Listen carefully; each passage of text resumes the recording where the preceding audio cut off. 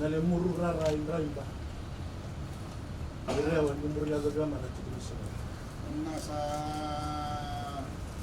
kamu sa cuma kana ilis kesi mo tayo ko kan sa cuma mo sura na tal-tal kan may waktu mo ta sa cuma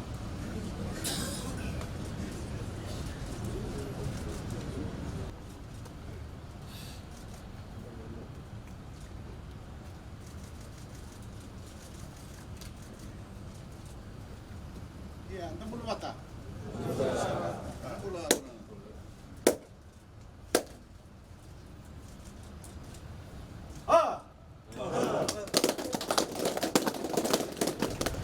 Now, the permanent secretaries for iTaukei Affairs, for iTaukei Affairs and for lands and mineral resources, and the staff of the iTaukei Affairs and Foreign Affairs. Bula Binaka, and a very good morning to you all. And what a wonderful morning it is.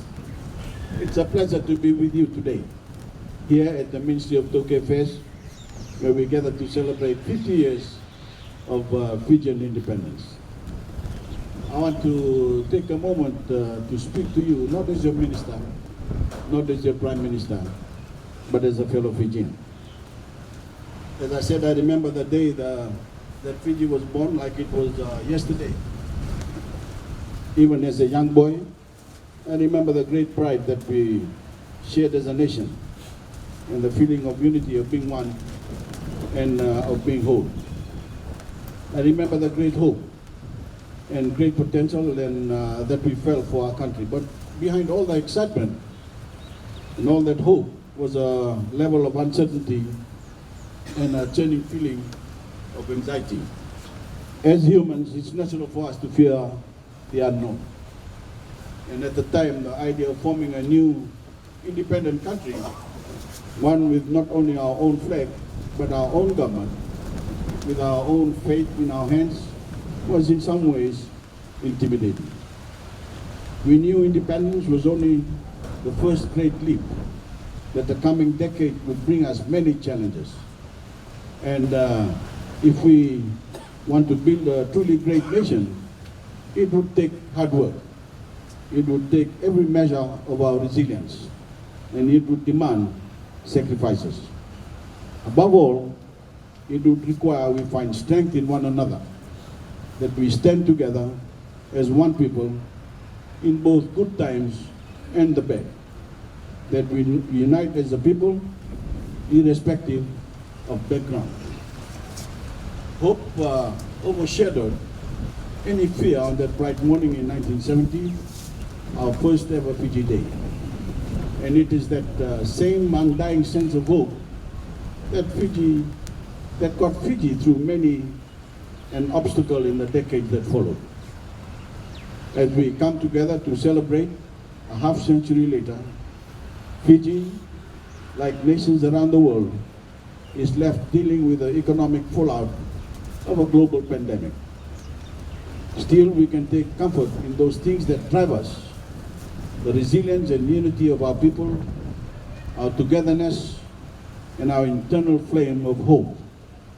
Again, the future is uncertain, but we know if we work hard, if we stand together and look out for one another, we will press through this crisis onto better days, and we will be stronger for having endured it. I look forward to hearing the traditional poems and songs that we worked so hard to practice and put together today.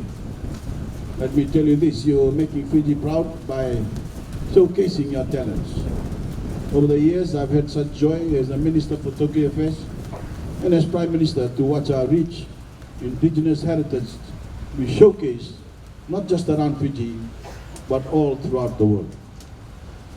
Fiji's position on the global stage has never been stronger. Never before have so many eyes around the world been on our peoples, our cultures, and our traditions. And when we are able to finally and safely reopen our borders, I look forward to continuing that progress, to showing the world our different songs, our different dances, our arts, and our ceremonies. To watch as world leaders presidents, UN chiefs, and royalty sip their first cup of kava and watch in wonder as we showcase the best of the traditions we hold dear. Because by doing so, those traditions are being preserved for longer than 50 years. They are being immortalized in history books and memories alike, all around the world, for eternity. And today, on our nation's 50th anniversary, that is something we can all be proud of. God bless you, and God bless Fiji.